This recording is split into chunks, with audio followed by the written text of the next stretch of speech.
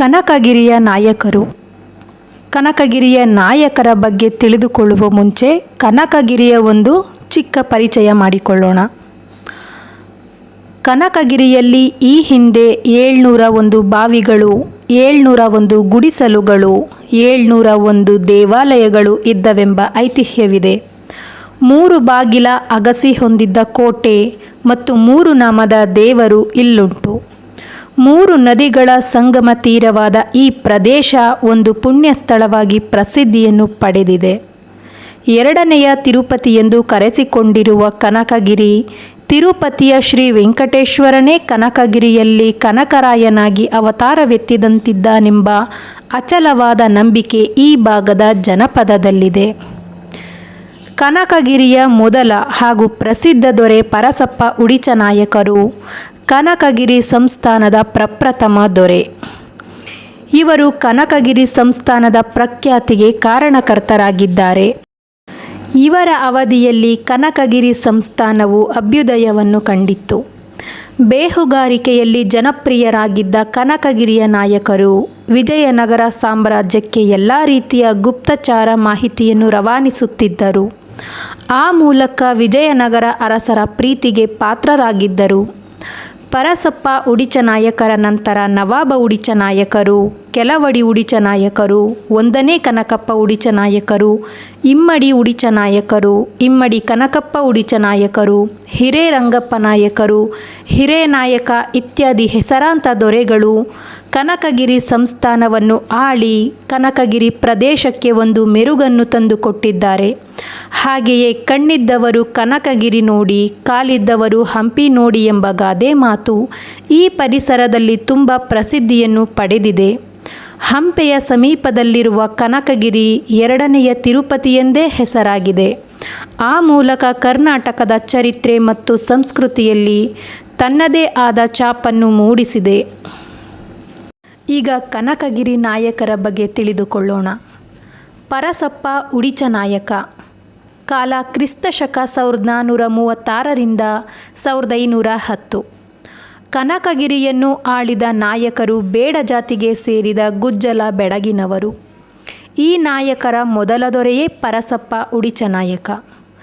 ಈ ನಾಯಕರು ಪ್ರೌಢದೇವರಾಯರ ಕಾಲದಲ್ಲಿ ತುಂಗಭದ್ರಾ ನದಿಯ ಉತ್ತರ ಭಾಗದಲ್ಲಿ ಬೇಹುಗಾರರಾಗಿ ಕೆಲಸ ಮಾಡುತ್ತಿದ್ದರು. ಈ ನಾಯಕರ ಶೌರ್ಯ ಸಾಹಸಗಳನ್ನು ಮೆಚ್ಚಿದ ಪ್ರೌಢದೇವರಾಯರು ಇವರನ್ನು ಕನಕಗಿರಿಯ ನಾಯಕರನ್ನಾಗಿ ನೇಮಕ ಮಾಡಿದ್ದರು. ತಿರುಪತಿ ವೆಂಕಟರಮಣನ ಪರಮಭಕ್ತರಾಗಿದ್ದ ಪರಸಪ್ಪ ಉಡಿಚನಾಯಕರಿಗೆ ವೆಂಕಟರಮಣನೇ ಸ್ವತಃ ದರ್ಶನ ನೀಡಿದಂತಹ ಅನೇಕ ದಂತಕಥೆಗಳು ಸ್ಥಳೀಯವಾಗಿ ಕಂಡುಬರುತ್ತವೆ. ಪ್ರೌಢದೇವರಾಯರು ಕನಕಗಿರಿಯ ಕನಕಾಚಲಪತಿ ದೇವರ ಅಮೃತಪಡಿಗೆ ಕನಕಗಿರಿ ಪೇಟೆಯನ್ನು ಬಿಟ್ಟುಕೊಟ್ಟ ವಿಷಯವನ್ನು ಇಲ್ಲಿನ ಶಿಲಾಶಾಸನದಿಂದ ತಿಳಿಯಬಹುದು. ವಿಜಯನಗರ ರಕ್ಷಣೆಯಲ್ಲಿ ಪ್ರಮುಖ ಪಾತ್ರ ವಹಿಸಿದ್ದ ಪರಸಪ್ಪ ಉಡಿಚನಾಯಕರಿಗೆ ವಿಜಯನಗರದಲ್ಲಿ ಬಲಪಾರ್ಶ್ವ ರಾಜಮರ್ಯಾದೆ ಇತ್ತು. ಬಹಮನಿ ಸುಲ್ತಾನರ ದಾಳಿಗಳನ್ನು ತಡೆಯುವಲ್ಲಿ ಈ ಕನಕಗಿರಿ ನಾಯಕರ ಪಾತ್ರ ತುಂಬ ಮಹತ್ವ ಪಡೆದಿತ್ತು.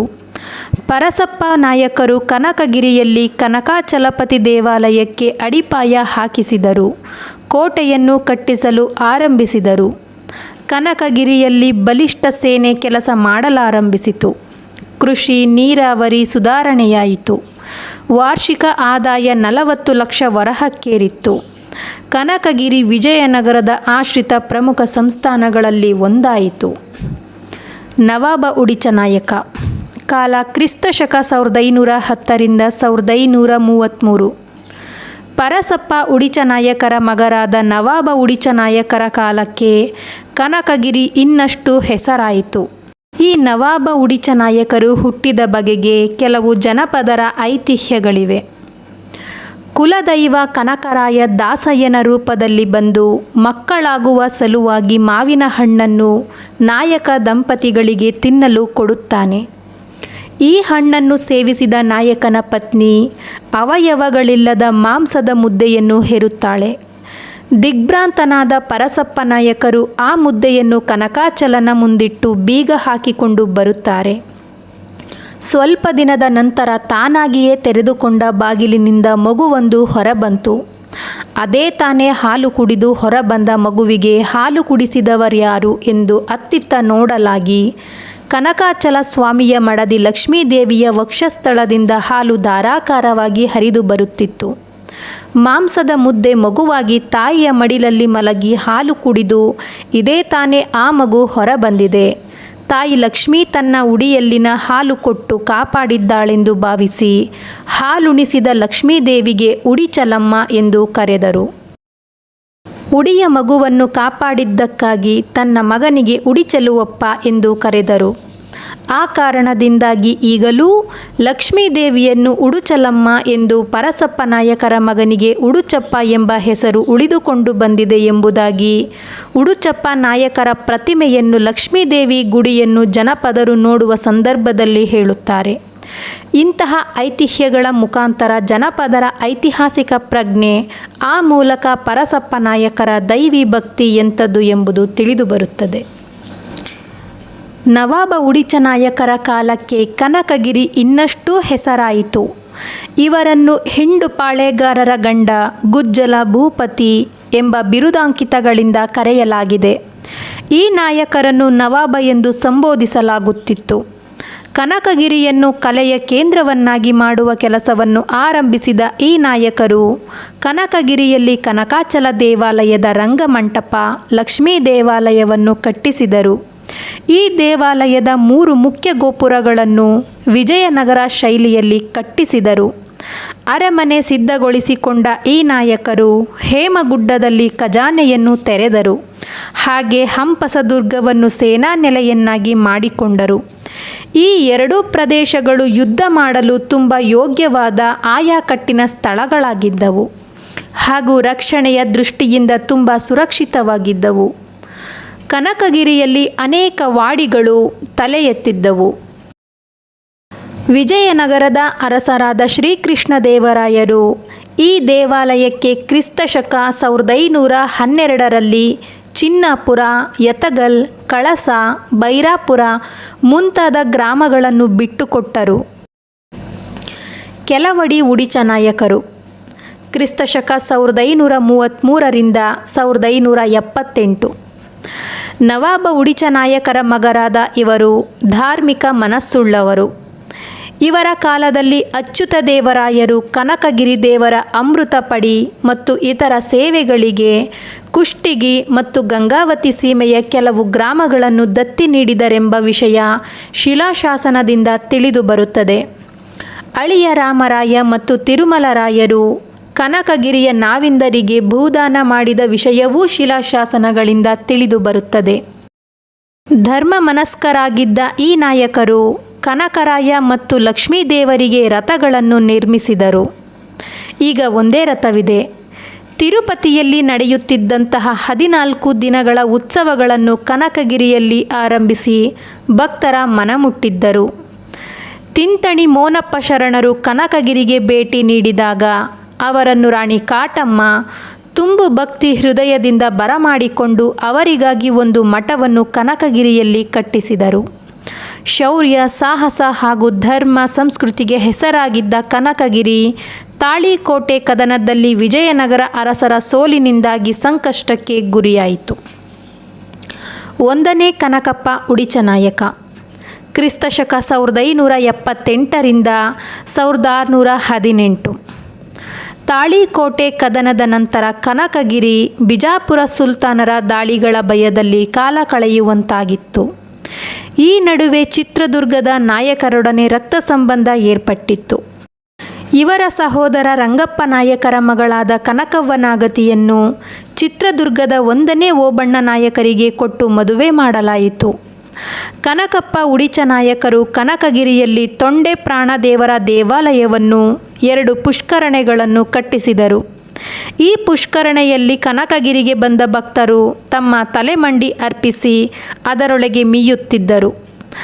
ತಮ್ಮ ರಾಣಿ ಲಕ್ಷ್ಮೀದೇವಿ ಹೆಸರಿನಲ್ಲಿ ಕೆರೆಯನ್ನು ಕಟ್ಟಿಸಿದರು. ಕನಕಪ್ಪ ಉಡಿಚನಾಯಕರ ತಮ್ಮರಾದ ವೆಂಕಟಪ್ಪ ನಾಯಕರು ತಮ್ಮ ಹೆಸರಿನಲ್ಲಿ ಒಂದು ಸುಂದರವಾದ ಕಲಾತ್ಮಕ ಬಾವಿಯನ್ನು ಕನಕಗಿರಿಯಲ್ಲಿ ಕಟ್ಟಿಸಿದರು. ಆ ಬಾವಿಯನ್ನು ವೆಂಕಟಪತಿ ಬಾವಿ ಹಾಗೂ ರಾಣಿ ಬಾವಿ ಎಂದು ಇಂದಿಗೂ ಕರೆಯುವುದುಂಟು. ಇನ್ನು ಕನಕಗಿರಿಯಲ್ಲಿ ಸ್ವತಂತ್ರವಾಗಿ ಆಳಿದ ನಾಯಕರು. ಮೊದಲಿಗೆ ಇಮ್ಮಡಿ ಉಡಿಚ ನಾಯಕರು. ಕ್ರಿಸ್ತಶಕ 1618ರಿಂದ 1689.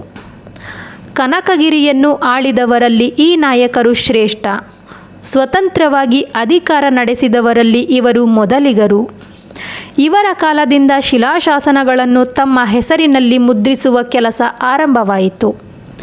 ಈ ಮೊದಲು ವಿಜಯನಗರ ಅರಸರ ಹೆಸರಿನಲ್ಲಿ ಶಿಲಾಶಾಸನಗಳನ್ನು ಹಾಕಿಸುವ ಸಂಪ್ರದಾಯವಿತ್ತು. ಶಿಲಾಶಾಸನಗಳಲ್ಲಿ ಇವರನ್ನು ಗುಜ್ಜಲ ವಂಶೋದ್ಭವ, ನಾಯಕ ಶಿರೋಮಣಿ, ಕನಕಗಿರಿ ಲಕ್ಷ್ಮೀನಾಗತಿ, ಇಮ್ಮಡಿ ಉಡಿಚ ನಾಯಕ ಎಂದು ಕರೆಯಲಾಗಿದೆ. ಆರಂಭದಲ್ಲಿ ಬಿಜಾಪುರ ಆದಿಲ್ ಶಾಹಿಗಳ ವಿರುದ್ಧ ಗೆಲುವು ಸಾಧಿಸಿದ ಇವರು ನಂತರ ಅವರ ಅಧೀನಕ್ಕೊಳಪಟ್ಟರು. ಮಹಮ್ಮದ್ ಆದಿಲ್ ಶಾಹಿಯ ದಂಡನಾಯಕರಾಗಿದ್ದ ರಣದುಲ್ಲಾ ಖಾನರು ಕನಕಗಿರಿಯ ಮೇಲೆ ದಾಳಿ ಮಾಡಿ ಸಂಪತ್ತನ್ನು ಸಂಗ್ರಹಿಸಿದರು. ನಂತರ ಮರಾಠರ ನಾಯಕರಾದ ಶಹಾಜಿ ಸಾಂಬಾಜಿಯವರ ದಾಳಿಗೆ ತುತ್ತಾದ ಕನಕಗಿರಿ ಆರ್ಥಿಕವಾಗಿ ಸೂರೆಗೊಂಡಿತ್ತು. ಮರಾಠರು ಮತ್ತು ಬಿಜಾಪುರ ಆದಿಲ್ ಶಾಹಿಗಳು ದುರ್ಬಲವಾದ ಸಂದರ್ಭದಲ್ಲಿ ಇಮ್ಮಡಿ ಉಡಿಚ ನಾಯಕರು ದೇವದುರ್ಗ ಪ್ರದೇಶದಲ್ಲಿ ಕೆಲವು ಪ್ರದೇಶಗಳನ್ನು ಗೆದ್ದುಕೊಂಡರು. ಸುರಪುರ ನಾಯಕರಿಗೆ ಸೇರಿದ ಈ ಪ್ರದೇಶಗಳನ್ನು ಬಿಡಿಸಿಕೊಡುವಂತೆ ಸುರಪುರದ ನಾಯಕರು ಬಿಜಾಪುರ ಆದಿಲ್ ಶಾಹಿಗಳನ್ನು ಕೇಳಿಕೊಂಡ ಪರಿಣಾಮ ಆ ಪ್ರದೇಶಗಳು ಪುನಃ ಸುರಪುರದವರಿಗೆ ಹೋದವು. ಮುಂದೆ ಔರಂಗಜೇಬರು ಸುರಪುರದ ವಾಗಿನಗೇರಿಯ ಮೇಲೆ ದಾಳಿ ಮಾಡಿದಾಗ ಸುರಪುರದ ದೊರೆ ಬಹರಿಪಿಡ್ಡ ನಾಯಕರು ಆಶ್ರಯ ಕೋರಿ ಗುಡಗಂಟಿ ಸೋಮನಾಯಕರ ಜೊತೆಯಲ್ಲಿ ಕನಕಗಿರಿಗೆ ಓಡಿ ಬಂದರು. ಈ ಮೊದಲಿನ ದ್ವೇಷ ಕೈಬಿಟ್ಟ ಕನಕಗಿರಿಯ ನಾಯಕರು ಪಿಡ್ಡ ನಾಯಕರಿಗೆ ಹೇಮಗುಡ್ಡದಲ್ಲಿ ರಕ್ಷಣೆ ನೀಡಿದ್ದರು. ಚಿತ್ರದುರ್ಗದ ಬಿಚ್ಚುಗತ್ತಿ ಭರಮಪ್ಪ ನಾಯಕರಿಗೆ ತಮ್ಮ ಮಗಳಾದ ಕನಕವ್ವನಾಗತಿಯನ್ನು ಕೊಟ್ಟು ಮದುವೆ ಮಾಡಿದ್ದರು. ವಿಷ್ಣು ಭಕ್ತರಾಗಿದ್ದ ಇವರು ವಿಷ್ಣುವೇ ಸರ್ವೋತ್ತಮನೆಂದು ಶಿಲಾಶಾಸನಗಳನ್ನು ಹಾಕಿಸಿದರು. ವೀರರಿಗೆ, ಪುರೋಹಿತರಿಗೆ ಉದಾರವಾಗಿ ದಾನದತ್ತಿಯನ್ನು ನೀಡಿದ್ದರು. ಇವರಿಗೆ ಕನಕಮ್ಮ, ಚಿನ್ನಮ್ಮ, ಅಚ್ಚಮ್ಮ ಎಂಬ ರಾಣಿಯರಿದ್ದರು. ರಾಣಿ ಕನಕಮ್ಮ ಲಕ್ಷ್ಮೀಗುಡ್ಡದ ಸಮೀಪದಲ್ಲಿ ದೇವಾಲಯವನ್ನು ಮತ್ತು ಬಾವಿಯನ್ನು ಕಟ್ಟಿಸಿದರು. ರಾಣಿ ಚಿನ್ನಮ್ಮ ಕನಕಾಚಲ ದೇವಾಲಯದ ಹೊರ ಪ್ರಾಕಾರಕ್ಕೆ ಕಲ್ಲು ಹಾಸಿಗೆಗಳನ್ನು ಹಾಕಿಸಿದರು ಮತ್ತು ಪೇಟೆ ಬಸವಣ್ಣ ದೇವಾಲಯವನ್ನು ನಿರ್ಮಿಸಿದರು. ಮತ್ತೊಬ್ಬ ರಾಣಿ ಅಚ್ಚಮ್ಮ ಸೋಮಸಾಗರ ಸಮೀಪ ಲಕ್ಷ್ಮೀದೇವಿ ಕೆರೆಯ ಕೆಳಭಾಗದಲ್ಲಿ ಕಲಾತ್ಮಕ ಬಾವಿಯೊಂದನ್ನು ಕಟ್ಟಿಸಿದರು. ಈ ಬಾವಿಯಲ್ಲಿರುವ ಅನಂತ ಪದ್ಮನಾಭ ದೇವರ ವಿಗ್ರಹ ಆಕರ್ಷಣೀಯವಾಗಿದೆ. ಇಮ್ಮಡಿ ಕನಕಪ್ಪ ಉಡಿಚ ನಾಯಕ. ಕ್ರಿಸ್ತಶಕ 1686ರಿಂದ 1745ರವರೆಗೆ. ಇವರನ್ನು ಚಿಕ್ಕ ಕನಕಪ್ಪ ನಾಯಕರೆಂದು ಕರೆಯುತ್ತಾರೆ. ಚಿತ್ರದುರ್ಗದ ಹಿರೇಮದಕರಿ ನಾಯಕರಿಗೆ ತಮ್ಮ ಮಗಳು ವೆಂಕಟಚಲಮ್ಮಳನ್ನು ಕೊಟ್ಟು ಮದುವೆ ಮಾಡಿದ್ದರು. ಈ ನಾಯಕರ ಕಾಲಕ್ಕೆ ಚಿದಾನಂದ ಅವಧೂತರು ಕನಕಗಿರಿಗೆ ಆಗಮಿಸಿದ್ದರು. ಈ ಅವಧೂತರಿಗೆ ಕನಕಗಿರಿಯಲ್ಲಿ ಮಠವನ್ನು ಕಟ್ಟಿಸಿದರು. ಇವರ ಹೆಸರಿನಲ್ಲಿ ಕರೆಯಲಾಗುವ ಬಾವಿಯೊಂದು ಕನಕಗಿರಿ ಕೊಪ್ಪಳ ರಸ್ತೆಯ ಪಕ್ಕದಲ್ಲಿ ಕಂಡುಬರುತ್ತದೆ. ಮುಮ್ಮಡಿ ಉಡಿಚಪ್ಪ ನಾಯಕ. ಕ್ರಿಸ್ತಶಕ 1745ರಿಂದ 1752. ಈ ನಾಯಕರನ್ನು ಶಿಲಾಶಾಸನಗಳು ಶ್ರೀಮನ್ ನಾಯಕಾಚಾರ್ಯ, ನಾಯಕ ಶಿರೋಮಣಿ, ಕನಕಗಿರಿ ಲಕ್ಷ್ಮೀನಾಗತಿ, ರಾಜಾರಾಮ ಜಯಸಿಂಹ, ಮುಮ್ಮಡಿ ಕನಕಪ್ಪ ಉಡಿಚ ನಾಯಕ ಎಂದು ಕರೆಯಲಾಗಿದೆ. ಇವರ ಸೈನ್ಯವು 3 ಲಕ್ಷ ವರಹವಿತ್ತೆಂದು ತಿಳಿಯುವುದು. ಶೃಂಗೇರಿ ಮಠದ ಶ್ರೀ ಶಂಕರ ಭಾರತಿ ಸ್ವಾಮಿಗಳಿಗೆ ಕನಕಗಿರಿ ಸೀಮೆಯ ತೊಂಡಿಹಾಳ ಗ್ರಾಮವನ್ನು ದಾನವಾಗಿ ನೀಡಿದ್ದರು. ಹಿರೇರಂಗಪ್ಪ ನಾಯಕರು. ಕ್ರಿಸ್ತಶಕ 1752ರಿಂದ 1776. ಹಿರೇರಂಗಪ್ಪ ನಾಯಕರು ತಮ್ಮ ಮಕ್ಕಳಾದ ಕನಕಮ್ಮ, ನರಸಿಂಗಮ್ಮ ಮತ್ತು ರಾಮಮ್ಮನವರನ್ನು ಸುರಪುರದ ಇಮ್ಮಡಿ ವೆಂಕಟಪ್ಪ ನಾಯಕರಿಗೆ ಕೊಟ್ಟು ಮದುವೆ ಮಾಡಿದ್ದರು. ನಂತರ ಇವರು ಚಿತ್ರದುರ್ಗದ 5ನೇ ಮದಕರಿ ನಾಯಕರ ವಿರುದ್ಧ ಹೈದರ್ ಅಲಿಯವರಿಗೆ ಸಹಾಯ ಮಾಡಿದ ವಿಷಯ ತಿಳಿದುಬರುತ್ತದೆ.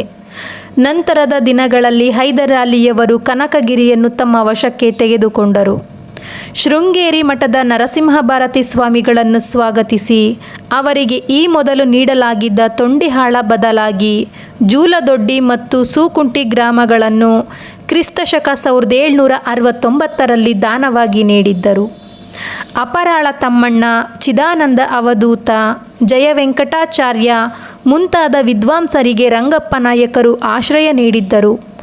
ಅಪರಾಳ ತಮ್ಮಣ್ಣರು ಶ್ರೀಕೃಷ್ಣ ಪಾರಿಜಾತ ಎಂಬ ದೊಡ್ಡಾಟವನ್ನು ರಚಿಸಿದರು.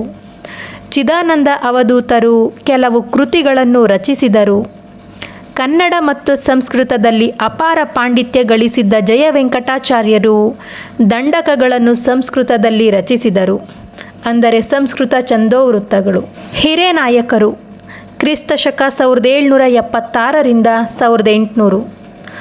ಕನಕಗಿರಿಯು ಈ ನಾಯಕರ ಕಾಲಕ್ಕೆ ಸಿಂಧನೂರು, ಹರಿಹರ, ದಾವಣಗೆರೆ, ಗದಗದವರೆಗೂ ವಿಸ್ತರಿಸಿತ್ತು. ಟಿಪ್ಪು ಸುಲ್ತಾನರು ಕನಕಗಿರಿಯ ಮೇಲೆ ದಾಳಿ ಮಾಡಿ ಕನಕಾಚಲ ದೇವಾಲಯದಿಂದ ಚಿನ್ನದ ಕಿರೀಟವನ್ನು ತೆಗೆದುಕೊಂಡು ಹೋದರು. ಇವರಿಗೆ ಹರಪ್ಪನಹಳ್ಳಿ ಸೋಮಶೇಖರ ನಾಯಕರು ಸಹಾಯ ಮಾಡಿದ್ದರು. ಸ್ವಾಭಿಮಾನಿಯಾಗಿ ಅಧಿಕಾರ ನಡೆಸಲು ಇಚ್ಛಿಸಿದ ಹಿರೇನಾಯಕರ ಆಡಳಿತವನ್ನು ತೆಗೆದುಹಾಕುವ ಪ್ರಯತ್ನವನ್ನು ಹೈದರಾಬಾದಿನ ನಿಜಾಮರು ಮಾಡಿದ್ದರು. ಹಿರೇನಾಯಕರ ಬಗ್ಗೆ ಚಾರಿತ್ರ್ಯವಧೆ ನಡೆಸಿದರು. ಕಪ್ಪ ಕಾಣಿಕೆ ಸಲ್ಲಿಸುವ ನೆಪ ಇಟ್ಟುಕೊಂಡು ಹಿರೇನಾಯಕರನ್ನು ಬಂಧಿಸಿ ತುಪಾಕಿಗೆ ಇಟ್ಟು ಸಾಯಿಸಿದರು. ನಂತರ ಕನಕಗಿರಿ ನಾಯಕರನ್ನು ಪಕ್ಕದ ಹುಲಿಹೈದರ್ ಗ್ರಾಮಕ್ಕೆ ಕುಟುಂಬ ಪರಿವಾರ ಸಮೇತವಾಗಿ ವರ್ಗಾಯಿಸಿ 16 ಹಳ್ಳಿಗಳನ್ನು ಜಹಗೀರು ಹಾಕಿಕೊಟ್ಟರು. ದೊರೆಗಳನ್ನು ಜಹಗೀರುದಾರರನ್ನಾಗಿ ಮಾಡಿದ್ದರು. ಟಿಪ್ಪುರವರ ಸಾವಿನ ನಂತರ ಈ ಪ್ರದೇಶವನ್ನು ಪಡೆದುಕೊಂಡಿದ್ದ ನಿಜಾಮರ ತಾಳಕ್ಕೆ ತಕ್ಕಂತೆ ಅಧಿಕಾರ ನಡೆಸದಿರುವುದೇ ಕನಕಗಿರಿ ನಾಯಕರ ಸಾವಿಗೆ ಹಾಗೂ ಕನಕಗಿರಿ ಸಂಸ್ಥಾನ ಹುಲಿಹೈದರಕ್ಕೆ ವರ್ಗವಾಗಲು ಕಾರಣವಾಯಿತು. ಹುಲಿಹೈದರ್ ಸಂಸ್ಥಾನದ ನಾಯಕರು ಕ್ರಿಸ್ತಶಕ 1800 1948 ಹುಲಿಹೈದರ್ನಲ್ಲಿ ಕನಕಗಿರಿ ನಾಯಕರ ವಂಶಸ್ಥರು ಅಧಿಕಾರ ನಡೆಸಿದರು. ರಂಗನಾಥಪ್ಪ ನಾಯಕರು ಹುಲಿಹೈದರ್ ಸಂಸ್ಥಾನದ ಮೊದಲ ನಾಯಕರು. ಈ ನಾಯಕರು ನಿಜಾಮರ ಕೈ ಕೆಳಗೆ ಕೆಲಸ ಮಾಡಬೇಕಾಯಿತು. ನಂತರ ಹನುಮಪ್ಪ ನಾಯಕರು ಗೋಡಿನಾಳ ಭಾಗವನ್ನು ತೆಗೆದುಕೊಂಡು ಅಲ್ಲಿಯೇ ಉಳಿದುಕೊಂಡರು. ಹುಲಿಹೈದರ್ ಸಂಸ್ಥಾನವು ದುರ್ಬಲವಾಯಿತು. ರಂಗನಾಥಪ್ಪ ನಾಯಕರ ನಂತರ ಹುಲಿಹೈದರ್ ಸಂಸ್ಥಾನದಲ್ಲಿ ಹೆಸರಾದವರು ರಾಣಿ ಗೌರಮ್ಮ. ತಮ್ಮ ಸ್ವಂತ ಖರ್ಚಿನಲ್ಲಿ ಕನಕಗಿರಿ ರಥೋತ್ಸವ ಅದ್ಧೂರಿಯಾಗಿ ನಡೆಸುವ ವ್ಯವಸ್ಥೆ ಮಾಡಿದ್ದರು. ಕಾಲಕ್ರಮೇಣ ಆರ್ಥಿಕ ಪರಿಸ್ಥಿತಿ ದುರ್ಬಲವಾದ ಕಾರಣ ಕೆಲವು ಹಳ್ಳಿಗಳನ್ನು ನಿಜಾಮರಿಗೆ ಒತ್ತೆ ಹಾಕಿದ್ದರು. ಇವರ ನಂತರ ದತ್ತುಪುತ್ರರಾದ ರಂಗಪ್ಪ ನಾಯಕರು ಗುರು ಮತ್ತು ದೊರೆಗಳಾಗಿ ಹುಲಿಹೈದರ್ದಲ್ಲಿ ಕಾರ್ಯನಿರ್ವಹಿಸಿದ್ದರು. ಇವರ ಸಂತತಿಯವರನ್ನು ಇಂದು ಹುಲಿಹೈದರ್ ದೊರೆಗಳೆಂದು ಕರೆಯಲಾಗುವುದು. ಧನ್ಯವಾದಗಳು.